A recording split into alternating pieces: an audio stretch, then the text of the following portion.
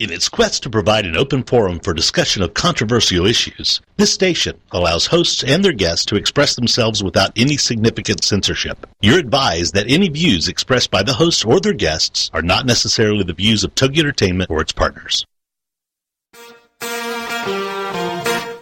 Let's go, girls. Come on. From New York City to Los Angeles, Powered Up with Beck and Franklin is giving women of all ages permission to live the life they've always dreamed of. Why live in black and white when you can choose the brilliance of 3D and Technicolor? Each week, Sandra Beck and Linda Franklin and their high-powered guests will be here to cheer you on, to share their challenges, their successes, and what they've learned along the way. It's all about women supporting women. The stories and practical tips on sex, beauty, money, and so much more are designed to help you reconnect to the powerful woman you are. Fabulous knows no limits. Now it's time for you to expand your boundaries. Here are Sandra Beck and Linda Franklin. Hi, ladies. This is Sandra Beck and Linda Franklin, and we've got you covered coast to coast on everything from money, sex, beauty, love, health, and success. And Linda, true to our show's name today, we are powered up. And I want to ask you, what are you powered up about this week? Well, it was a very interesting weekend, and what I'm doing now more than ever is paying attention to my behavior, what I do, and how that makes me feel. So on Saturday, my hubby and I got in the car at 6:30 in the morning to head to Boston for a bar mitzvah. That is a 4-hour ride from New York. And I was nervous for 2 weeks preceding getting in the car because I didn't want to leave our little dog Lucy home for 12 hours. But I figured, in my mind, I knew she'd be okay, but in my emotional body, I was nervous. So we got in the car, we got there, we stayed at the bar mitzvah, we left about 4 o'clock, and the ride home was kind of grueling because we were both pretty tired because it was a lot of driving in one day. So, so it was just a crazy thing. And then I opened up the door and I kind of cried when I got in. I think I had so much stress pent up in me, preceding the trip, everything that, I was just like blown away. And then Sunday I got up early to do a Trader Joe run because in New York if I'm not there at 8 o'clock, like the first one that's in there, then you have to stand in these incredible lines because people are waiting out on the sidewalk. I wish we had a business like that. Yeah. And then when I got home from Trader Joe's, my little Lucy wasn't feeling so well, so she started to shake, so we took her to the veterinary hospital, and by the time we got home it was 12 o'clock, and I was like... Talk about stress between the trip, the veterinary. So I laid down on my bed, and which is unusual because I'm usually not home on the weekend. So I usually don't watch the Oprah Network, but I did. I turned it on, and I got to hear her Soul Sunday. I don't know if that's probably not the name, but basically that's what the show is all about. And she was interviewing Michael Singer, who had written a book, Unfettered Soul. And I just laid in my bed for that hour, and I listened to it, and that really powered me up because everything that he was talking about, everything that I was doing was so fresh in my memory because I had just had this Boston veterinary extravaganza. So I was paying attention to what I was doing to myself and what I could do not to get so worked up. And, it was just very interesting. I ordered the book, and I will report on the book when I get it. But basically, it's talking about instead of leaning into a situation when you're all for tootsed and stressed and crazy, you lean back and you calm down and you get into a better space. And that way you can make much better decisions on rather than when you're all, crazy and stressed out. So, and then he talked about we have all of these, things inside of us that I guess, that buttons are pushed and when we react. So you might go out of your way all of the time not to have an incident that is going to upset you.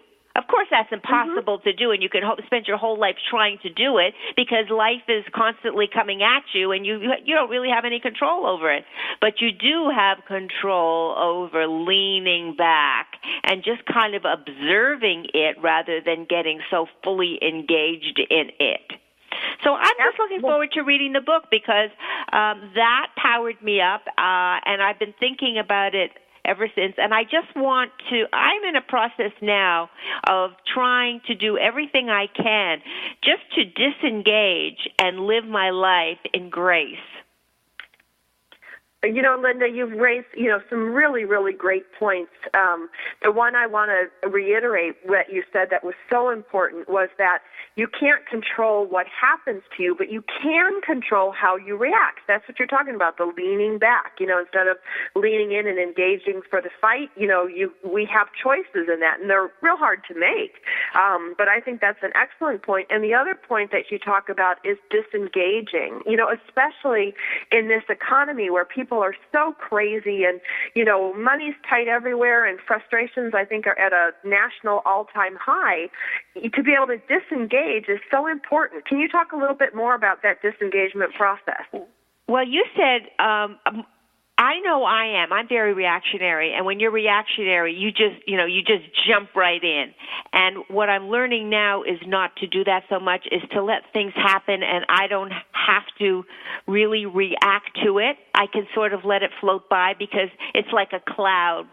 Everything that we think of that's crazy in our day is a cloud, and if we don't engage in it, it's going to pass, and we're going to be okay. He was so funny because he said if you ask most people, what they really want out of life, the majority of people are going to say they want to be happy. But he said the truth is that people really want to be free. They want freedom, and they want freedom from themselves, from that constant jabber that's going on in our minds all the time that's driving us crazy and guiding us to do things that we really don't need to be doing. So just the freedom from that voice that, can really change our lives, and we achieve that by just leaning back instead of leaning forward. So since I heard all of this, every time I'm doing something now, I lean back. Which is also good for your abs. You get your little ab exercise in, we get a trimmer tummy, and we get to, like you said, I love that whole thing about the clouds, just floating by. And I think, it's so important, Linda, because it goes along with my theme, a couple of weeks ago I talked about on the air about saying no to people, not always automatically saying yes or feeling obligated that I have to do all this stuff. And then the next step was to think about, okay, now I have this time freed up, how am I going to use it? What am I going to do with it? And going along with this theme now, this week I've been powered up and really working on asking for what I want, which is not in my nature. It's not the way I was raised. It's not the way I was socialized. Good girls don't ask for anything. And I must have asked for 10 things this week, Linda, and people were happy to help. I wasn't annoyance. I wasn't, intrusive. People were genuinely happy to assist me. And, I didn't go crazy.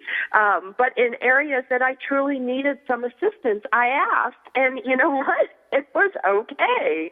The world did not fall apart because I asked for what I wanted. And just like for you, the world did not fall apart because you chose to disengage.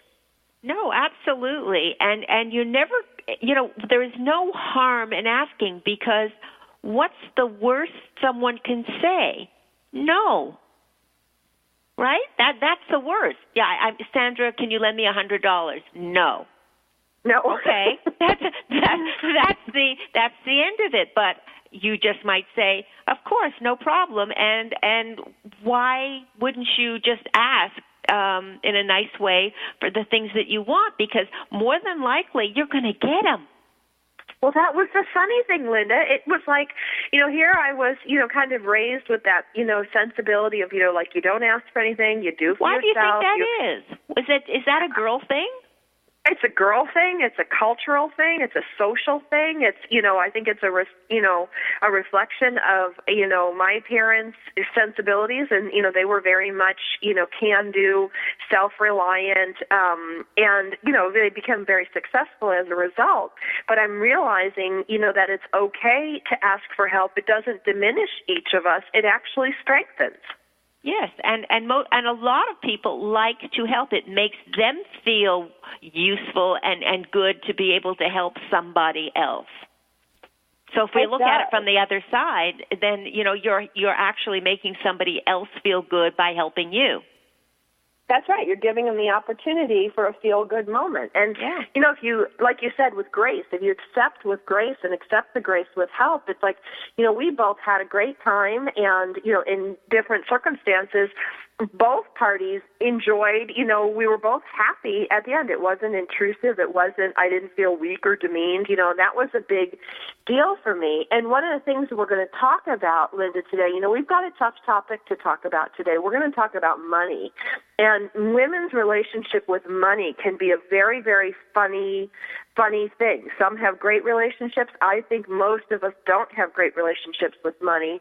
And our guest today, Greg Welborn from First Financial Consulting, and you can check him out at the .net at the same name, is what do we do with our money and how do we manage our money in our 40s, our 50s, and our 60s, and how does that change if we're a single parent, if we're long-term, married, and that, again, that relationship with money, Linda, is such a tough topic. Oh, yes, it really is. It is for all women, and maybe that's just a woman thing too. And we want to get into that with Greg of, what's the difference? How do men approach it? How do women approach it?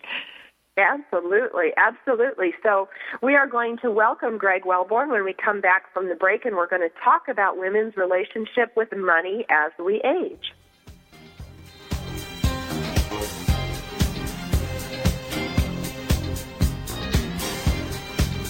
We've got lots more Powered Up with Sandra Beck and Linda Franklin after these messages.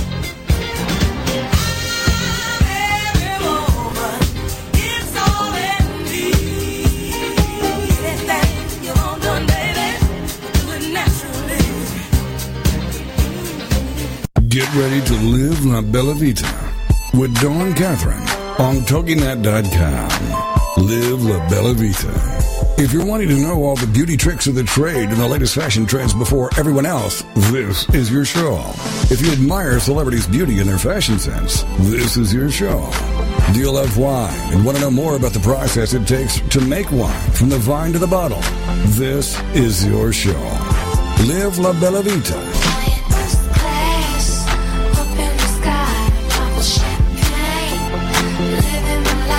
For more on the show and your host, check out our website, labellavitacosmetico.com.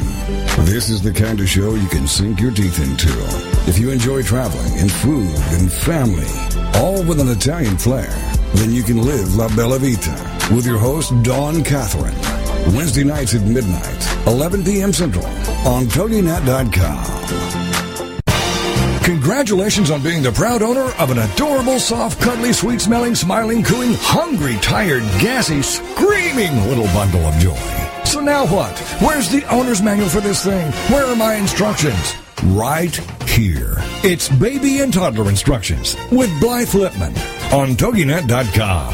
Infant care specialist Blythe Lipman has worked with babies for over 20 years and works extensively with new parents, providing workshops, in-home visits, tips, and daily phone calls to ease those frazzled nerves. With Baby and Toddler Instructions, you can get the advice you need on how to survive and enjoy your baby's first year. For more information on Blythe and how she can help you, go to babyinstructions.com. From 32 ways to stop a baby from crying to 14 ways to get a baby to eat and so much more. It's Baby and Toddler Instructions with Blythe Lipman on TogiNet.com.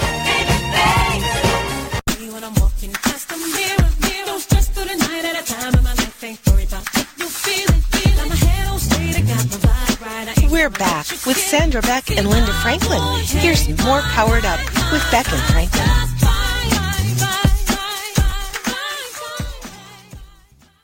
Hey, ladies, this is Sandra Beck, and I'm here with Linda Franklin, and we would like to invite you to check out our website. It's powereduptalkradio.com. Spell it out just like it sounds.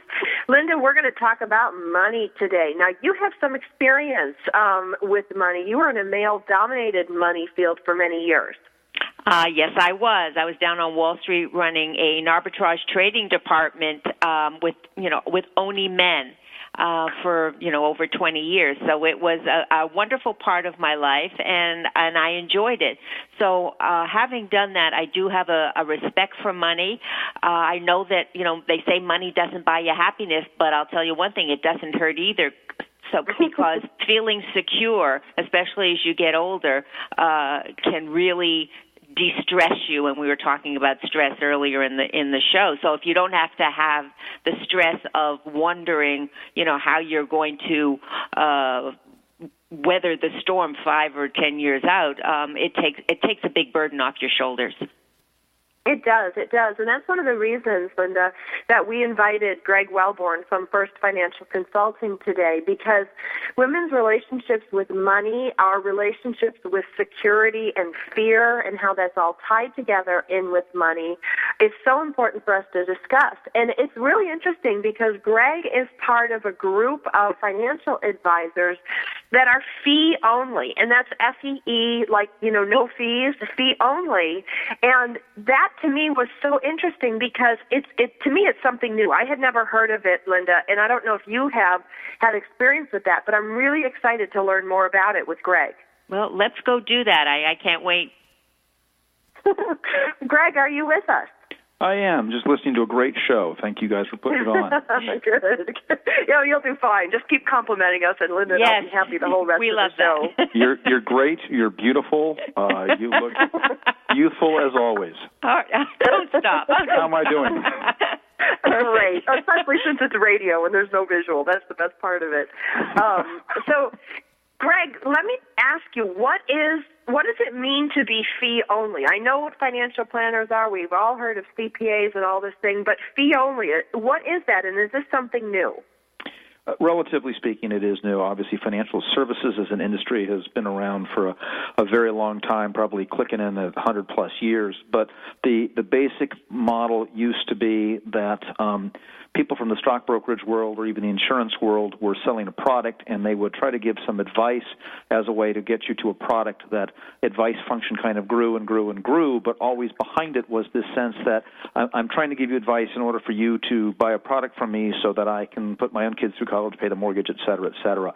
About 20 years or so ago, maybe 30 at this point, fee only as a way of approaching financial planning, financial advice came about, where advisors said, we really want to give advice and advice only. We want to be charged for good advice and not have to take the consumer to a product purchase in order to get paid. So we structure our companies in a way where you engage us to offer advice and look at the issues that are important to you.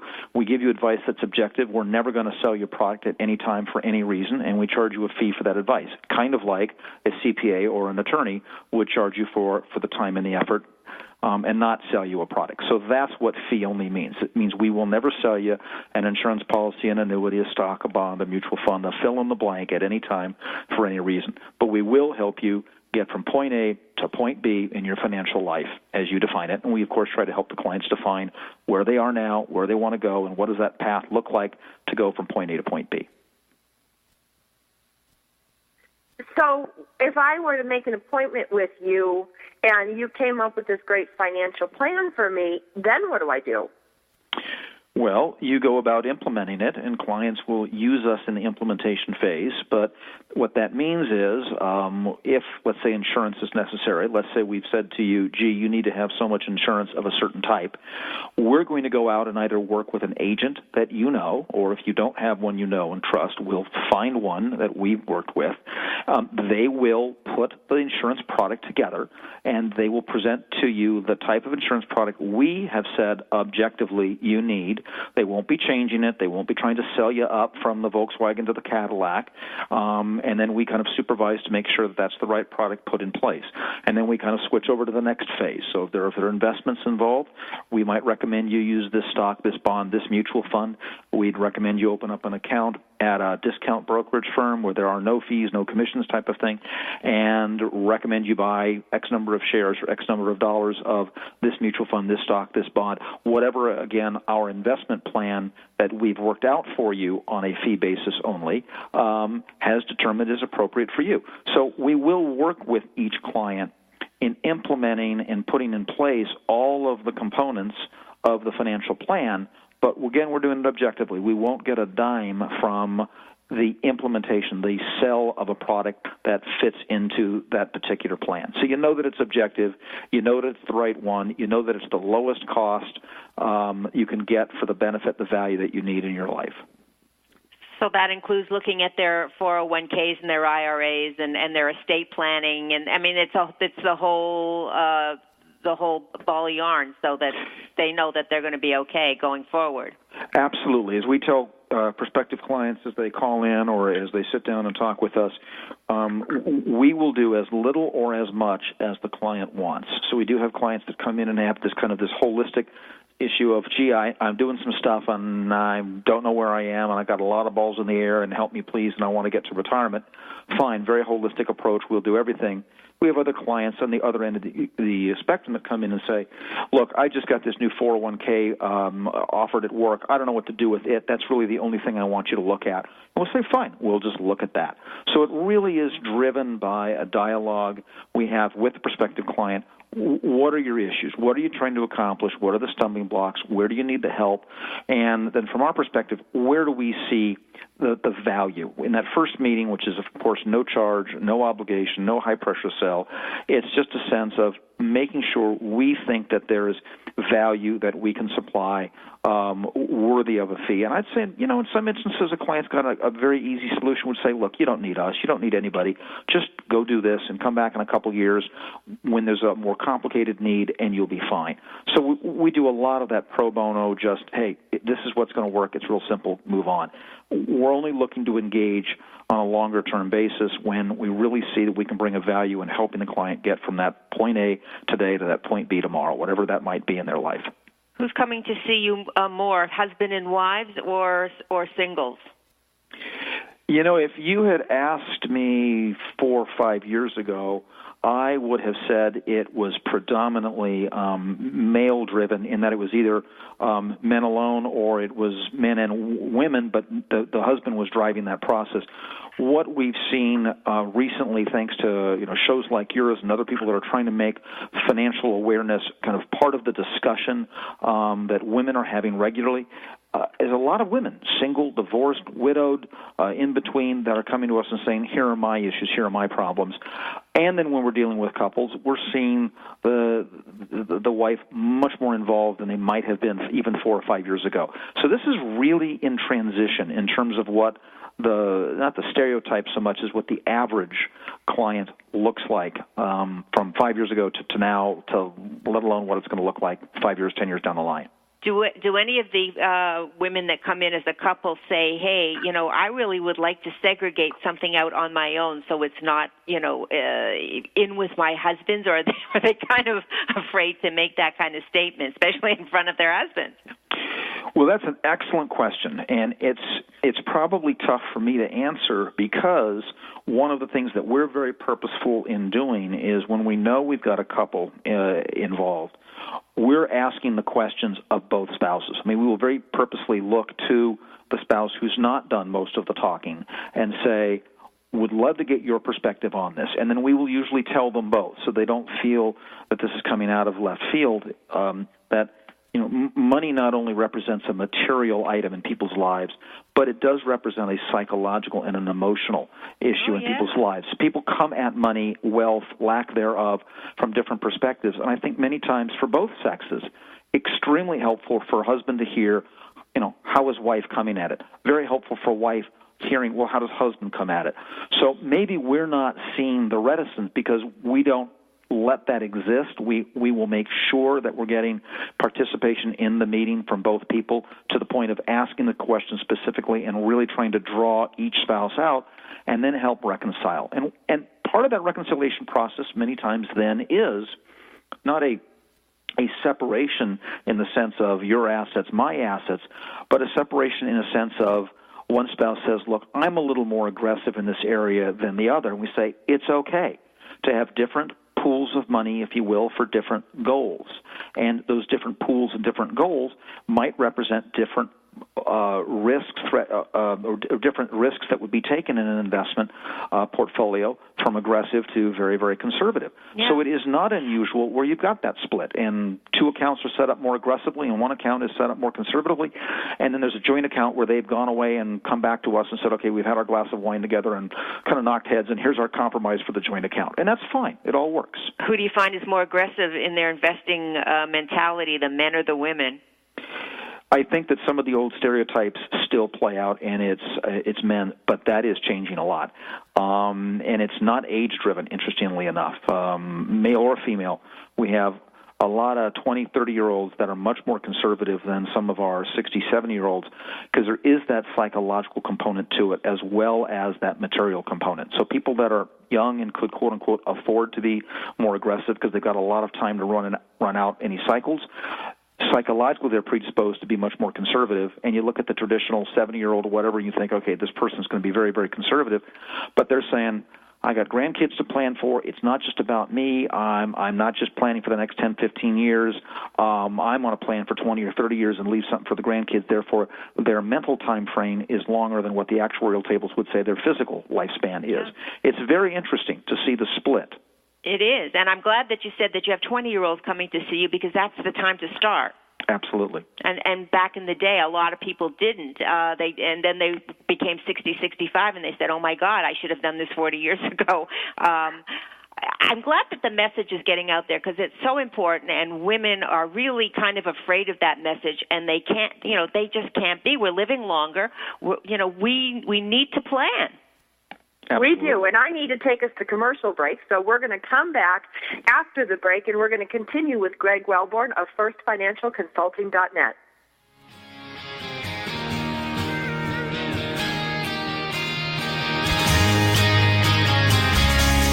We've got lots more Powered Up with Sandra Beck and Linda Franklin after these messages. This is for all you girls about 42. Tossing pennies into the fountain of youth.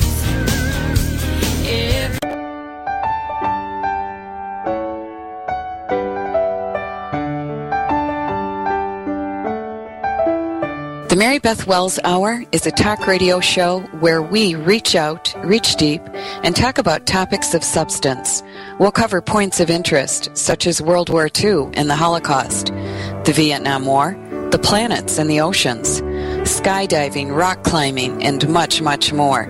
Join me every Monday at 9 a.m. Eastern Standard Time as we delve into and discuss fascinating subjects. It's a program to pique your interest for sure.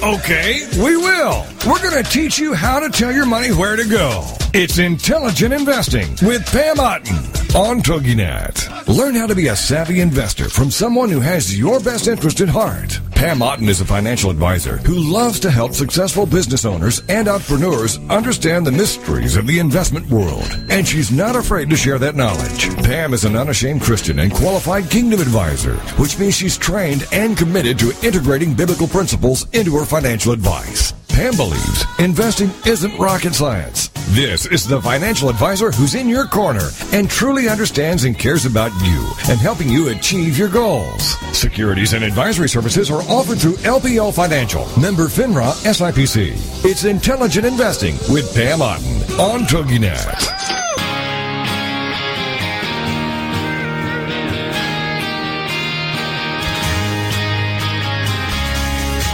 Back with Sandra Beck and Linda Franklin. Here's some more Powered Up with Beck and Franklin.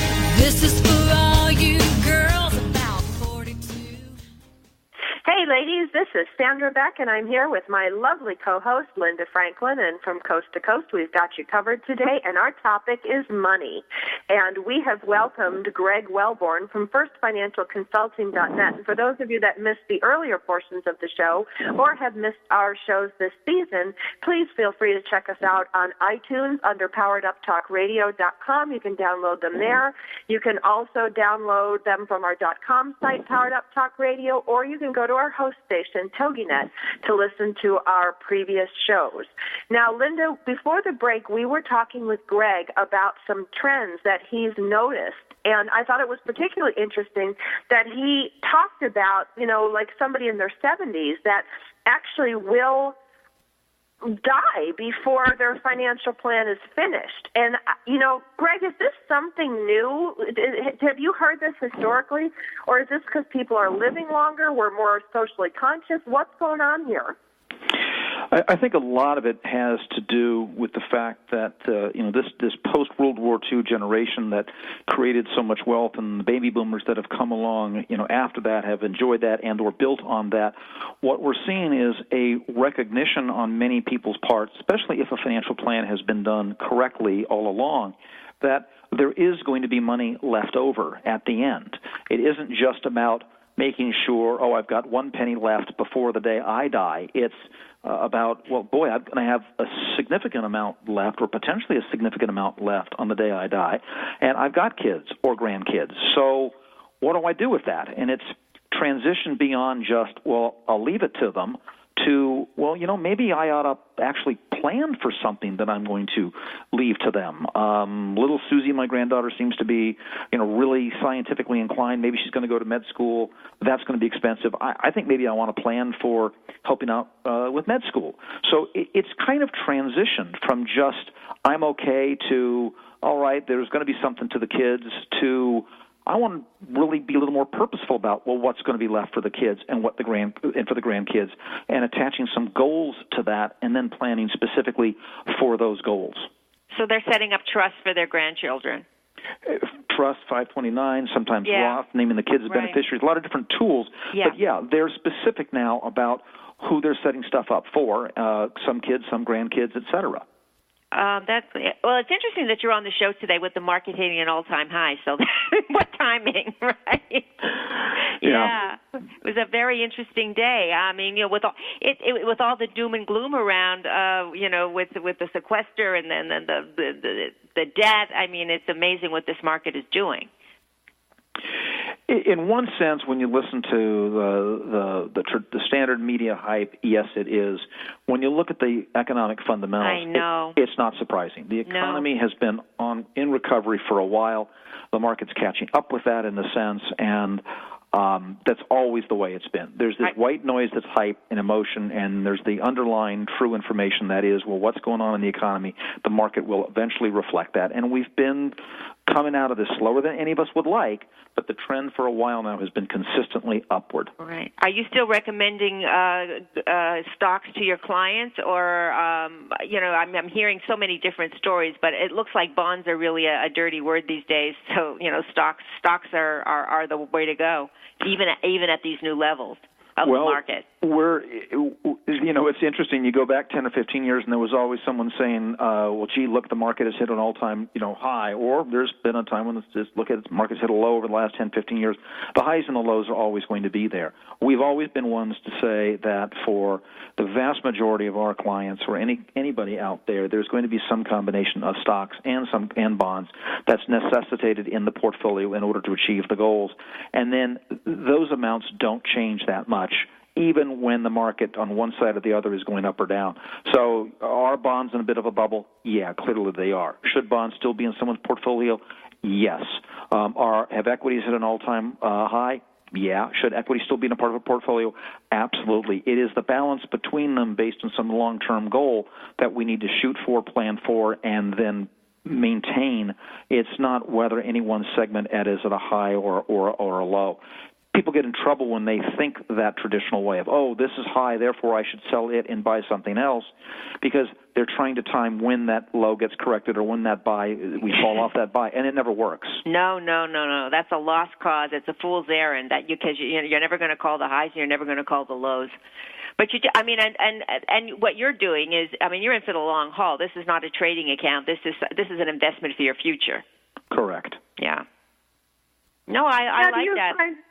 Oh, sorry, Linda. No, you go ahead. No, go ahead. Greg, I wanted to ask you, what, what if you're in your 40s and then you're in your 60s, how does it differ when you're advising somebody? Do you become more risk averse as you get older? You said that 70-year-old was, he wanted to take more risk. That was his personal choice. What do you recommend? Well, I think that many people think they should be risk averse as they get older. And so a lot of people will come in with that, if you will, that prejudice or that presumption. What we try to do is we try to put a goal to where they are and say, what do we need to do for their goal? For example, someone who's 65 traditionally said, okay, I'm ready to retire, so what do I do? Shouldn't I be conservative?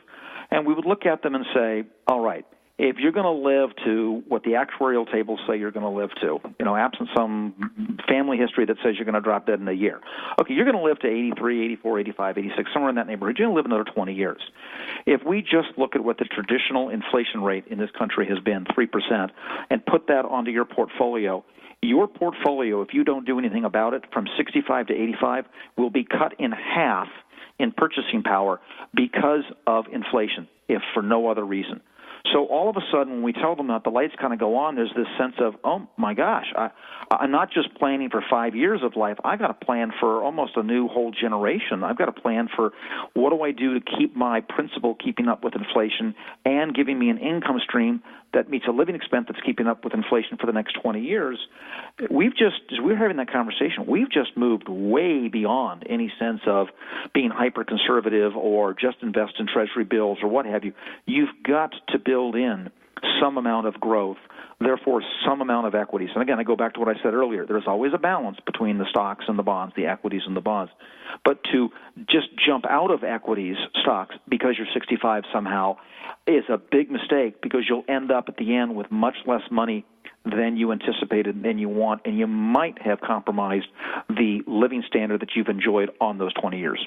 But the retirees are looking to supplement their income, so they do want stocks that pay well, good companies, good dividends, good yields, something that so that they can enjoy the lifestyle that they had been accustomed to. Although once you hit 65 and 70, so many people they cut back, and they really they think they have to at that age. Right.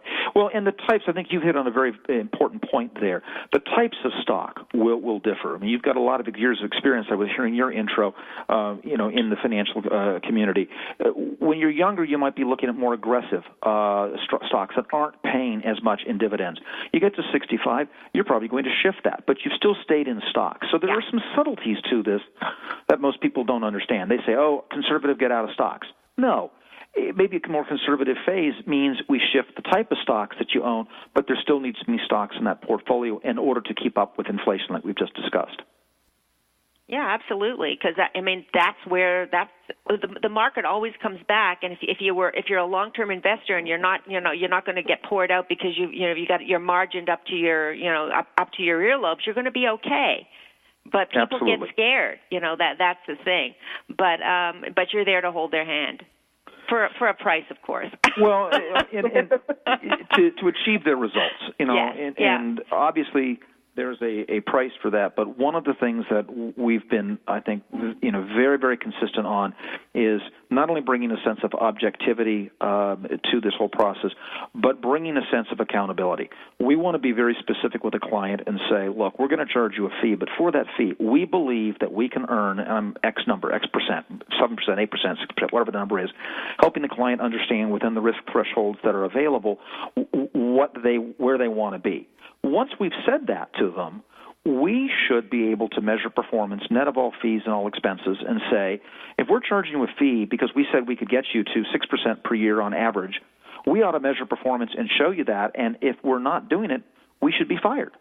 So there is this sense of fee for advice, but there's also this sense of testing, auditing the advice to make sure that it is delivering what was promised it would deliver, so that a client knows, well, I'm going to stay with this financial advisor, or I'm going to move on. So that's been a hallmark of our service for 35 years, is measuring and comparing against a goal we've established. Right. So you keep track of the rate of return on your clients. Absolutely, net of all fees and all expenses, so they know what's really in their pocket, what they get to spend, what they get to live their life on.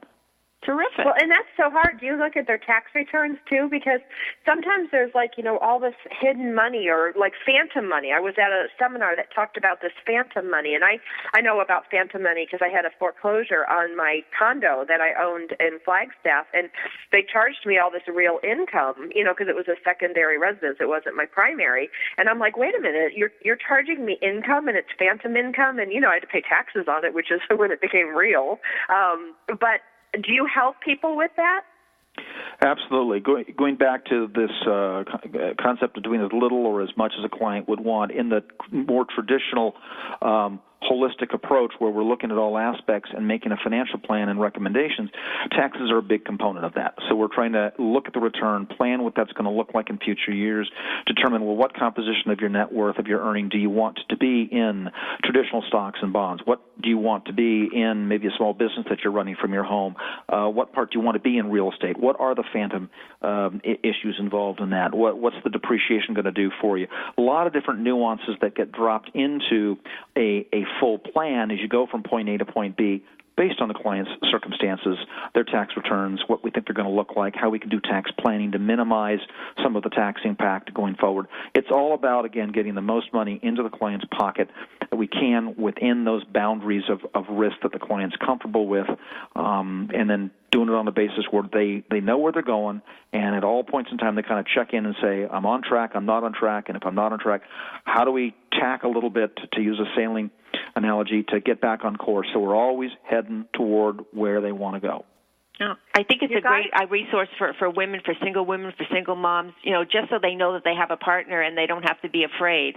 If people go to your website, is there any kind of rate schedule, just so we know what we're talking about? Is there parameters on there, or?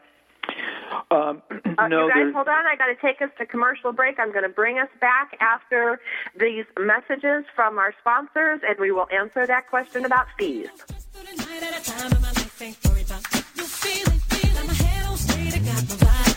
We've got lots more Powered Up with Sandra Beck and Linda Franklin after these messages.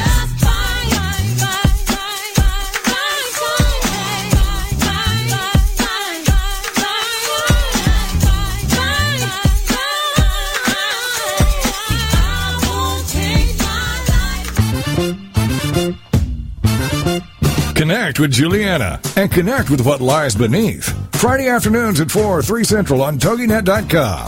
Juliana is certified as a life coach who wants people to connect. Connect with what lies beneath, those truths and answers. And through her counseling practice, she has helped others find their personal power and fulfill their dreams. And she wants to do the same for you here on Connect with Juliana. Through intimate discussions, intriguing subject matters, and the expertise of her guests. For more on Juliana and her show, check out her website, connectwithjuliana.com.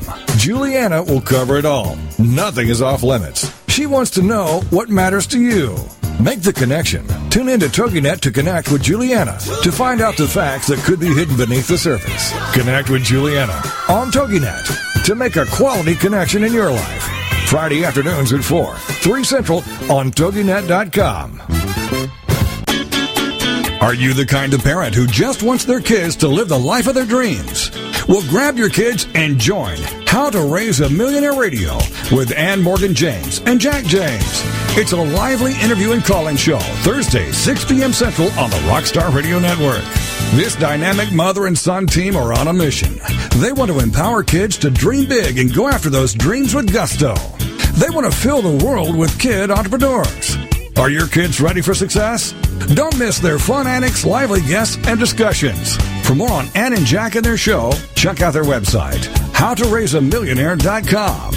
Then join the conversation of lively interviews and call-ins. And let's give our kids the tools and encouragements they need to build a future they can bank on, no matter what the economy throws their way. It's How to Raise a Millionaire Radio with Ann Morgan James and Jack James. Thursdays, 6 p.m. Central on the Rockstar Radio Network.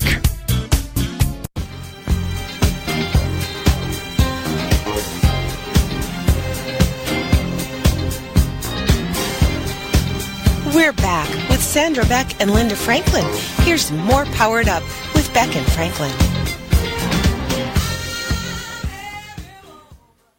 Hey, ladies, this is Sandra Beck, and I'm here with Linda Franklin, and we are rocking this show about money. Linda, I have learned so much in the past, 2 segments. I can't believe how much there is to know and how much I didn't know, and I thought I was pretty good with money. No, money is and investments and it's intimidating. It is, and you really, if you're, don't be afraid of it. Go to somebody like Greg who can help you figure it out and understands, because anything that we fear too much, we're going to push in the background and not pay attention to. And this is an important topic that we need to pay attention to, and the earlier the better. Absolutely, absolutely. Now, Greg, we're going to talk money for this segment, and I also want to ask you about trust, because I'm going to read a post we had in from a listener. But before that, Greg, what does somebody expect to pay with a fee-only planner? Is it a flat fee? Is it an hourly fee? How does that work? That's a good question, and the basic answer is that before you begin work with anybody, you should know what your costs are going to be. That's part of what our initial consultation is to get a sense for how complicated that we think the engagement would be, or how simplistic it would be, and then before someone leaves, to say, all right, here's what we think this is going to cost in order to deliver this benefit. And all of those methodologies are available. If you were to ask other fee-only financial planners, some would say they work on a retainer, some a flat fee, some on an hourly basis. But the important thing is, kind of like going in to buy a suit, buy a dress, buy something, you ask the price before you walk out. You say, what's the benefit for me, and what's the cost going to be to achieve that benefit? And then you ought to have the luxury and the privacy of your own home, without pressure in a conference room or anything like that, to figure out, does that really make sense? So we never ask anyone to sign a contract right in a conference room, that initial meeting. It's always a sense of, here's how we think we can help, here's what we think it's going to cost, here's some of our references, both professional and clients, and go consider that. Let us know if you'd like to move forward, and if so, then we can begin. So really put the client in the driver's seat of their own financial future, because they've got to feel comfortable about that. Now, Greg, I have a message in from a listener here about losing everything in an ING investment, and she asked me, she doesn't know now who to trust. So, Greg, my question to you is, how do you know you are with someone you can trust with your money?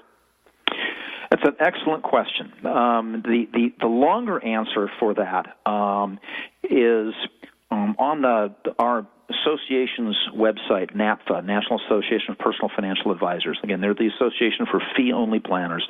At napfa.org, there is a great field guide, a whole set of questions and criteria that you want to use as you're selecting someone. But quickly, what you're looking for is someone who truly is fee-only, and we'll say that so that you're not getting someone who's going to try to sell product to you later. You're looking for sufficient credentials and quality. They've been doing it long enough that they're good. It's not, you don't want someone who's just fee-only but gives bad advice. You want someone who's fee-only and gives good advice. They should be willing to give you some references, people that have worked with them, other advisors, lawyers, CPAs that have worked with them that can attest and say, this is good, this is what I found that was of value. And then all along, there should be a willingness to answer your questions, and you've got to be your own advocate. If you don't understand an investment, say, I don't understand it. And if you don't understand it, don't do it. A good advisor, an honest and ethical one, and one who's just good at what they do, will take the time to explain to you, this is why I'm recommending this. This is where the risks are, and more importantly, this is what I anticipate that it will do, so that you have all the information to make that decision. And then there's got to be some sort of chemistry between the client and you too, because you may not be the one, but there might be somebody else in the organization that they'll feel more comfortable with. Absolutely, and the reason that I left chemistry kind of to the end is that it's the reverse of what has traditionally been the sales methodology. For too long in financial services, where a commission product was being sold, stockbrokers, insurance agents were kind of being hammered. It's about the relationship. It's about the chemistry. You build that up, and they'll do whatever you tell them to do. That's wrong. It ought to be, you should feel good about the person you're working with. Chemistry is important, but it should be one of the last considerations, because you can have great chemistry with someone who's just no good at what they do, or great chemistry with someone who's not fee-only, isn't going to be able to give objective advice, and you'll end up in trouble. You've got to meet those other requirements first, and then feel good about just working with the person. You're simpatico on some of the basic, concepts and principles of life and that sort of thing. You get that feel in a meeting, but it ought to be something that you are factoring in at the end after you've satisfied the other objective criteria that you really can measure. Are they fee-only? Do they have references? Are they good at what they do? Did they take time and answer my questions, or did they treat me, disdainfully? You get a feel for that. Well, like everything else, if you're going to like a plastic surgeon, you want to talk to some of their patients or see some of their patients to know if he's the guy for you. So if you give referrals and you have happy clients, that's the best sales pitch of all. Absolutely. Well, and I so guess Sandra, you're signing up? I'm sorry? Yeah, I'm signing up. As soon as I have some money, I'll sign up. Yeah, I was saying, what's the plan for a single mother? Feed your kids, pay your mortgage. That to me is my financial plan right now. But when I do have lots of money, Greg is going to be the first one I call. Well, unfortunately, Sandra, I have to weigh in on that because you see, I'm at the back end. I'm at the back end of feeding my kids, and what I found out is when you feed the kids, they continue to grow. So, and they get big enough where they're looking down at you, and that's not necessarily a good thing. So, in hindsight, maybe we would have stopped feeding them a little earlier, But Sandra brings up an important point, and it's a thing a woman might feel. She says, I don't have enough money to go and start a financial plan, but maybe that's not the truth, and that she needs to start when she doesn't think she has enough money to build. So, you know what I'm trying to say? Because a lot of women say, well, I don't have enough money to do this.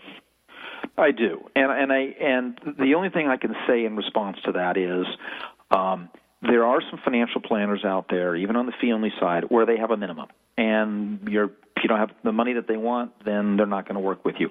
But there are a number that do not have a minimum. We don't have a minimum, and beyond that, if you're talking something that's really, really simplistic, if someone is worth working with down the line when you've got money, they'll be willing to give you a little bit of free advice up front. Like I had chatted earlier in this interview, there are times when people come in and we just say, look, right now you don't need us. I want you to go do this and this and this. Come back to us in 2 years or whatever. Well, if I've told someone to go do this, this, and this, it was real simple, that doesn't mean that it wasn't a plan. It just meant it was a simple enough plan that I could kind of create in that one meeting. I don't need to charge someone for that. I'm going to tell them, and I'm making up numbers now, so nobody, go do this off the bat, but I'm saying, look, just go put 8% in your 401k. Just go do that. Just go buy a $500,000 life insurance policy to make sure your kids are okay if something happens to you, and you'll be okay for a little while, and then come back later. That's bare bones, but that works. And cut out the Starbucks and start putting some money away for this. Right, and a credible advisor is going to be willing to do that up front, even if they're not going to get paid on a really small potential client, because they realize they're building loyalty, and down the line when that person does meet whatever minimums or has whatever sophistication warrants really bringing a full planner in, who are they going to think about? Well, the person that just gave them some free and good advice that got them going. What about the woman or the man that's up to their knees in debt, credit card debt? If they are willing to work hard to get out of debt, most of the time they can get out of debt. There's a handful where is bankruptcy going to have to be declared? Yeah, bankruptcy is going to have to be declared. But more often than not, there are issues about what money has meant to them, how they have spent relative to money coming in, and there are ways that they can crawl out of that. It's hard work. They have to change some lifestyle and some ways that they go about making decisions. But yes, we can help them. There are other planners that specialize in debt reduction and debt management. There's essentially a planner out there for everyone, based on where you are in that spectrum, from debt to lack of debt to wealth to lack of wealth and everything in between.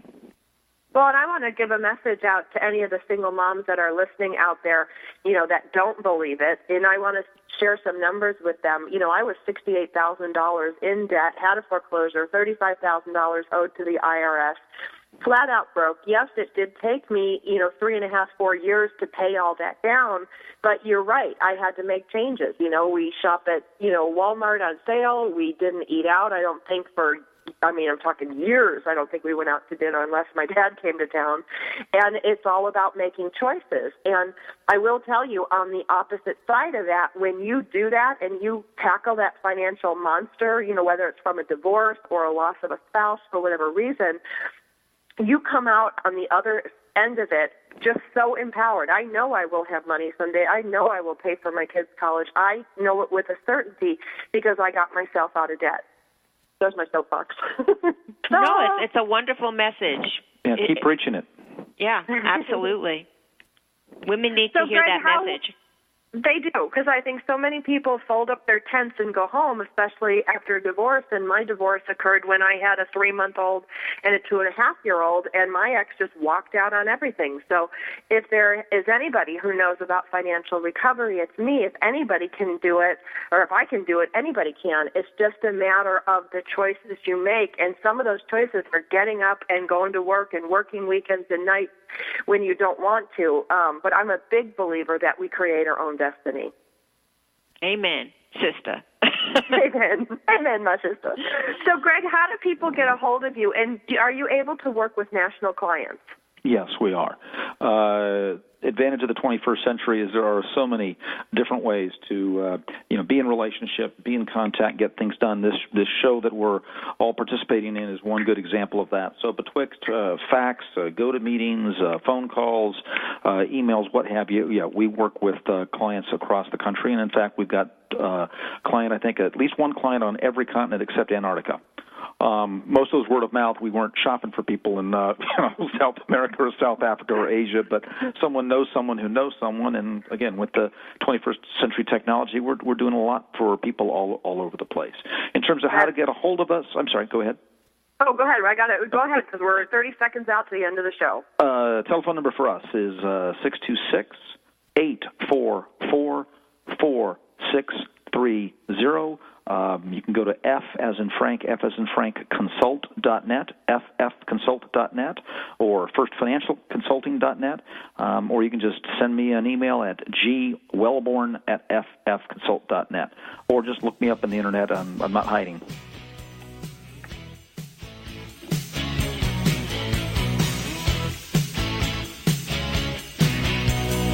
We're so glad you joined us for Powered Up with Beck and Franklin.